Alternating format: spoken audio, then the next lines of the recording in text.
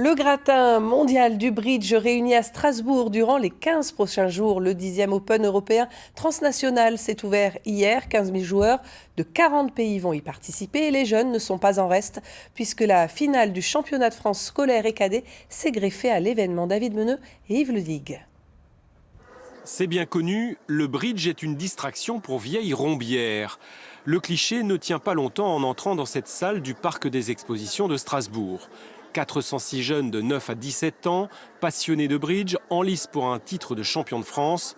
Et ce qui les motive n'est pas seulement l'esprit de compétition. Si tu réfléchis bien et si tu es au niveau, ça peut te rendre plus stratégique. Ça me permet de faire plein de voyages et de découvrir des personnes, rencontrer plein de personnes. Et ça nous permet de développer aussi plein de choses comme la réflexion, les mathématiques, la logique. Compter, mémoriser, raisonner, le bridge serait un vrai atout pour aider les élèves qui bloquent sur les maths. D'ailleurs, ce sport de l'esprit a fait son entrée dans les classes. L'éducation nationale le considère depuis 2012 comme un complément au programme scolaire. Avec mon prof de mathématiques en 6e, il nous a envoyé faire une compétition.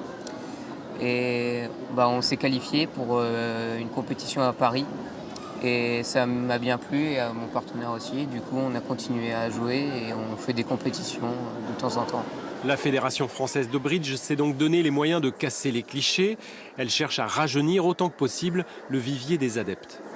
C'est vrai qu'on a créé des jeux, par exemple, qui sont le petit bridge pour les tout petits.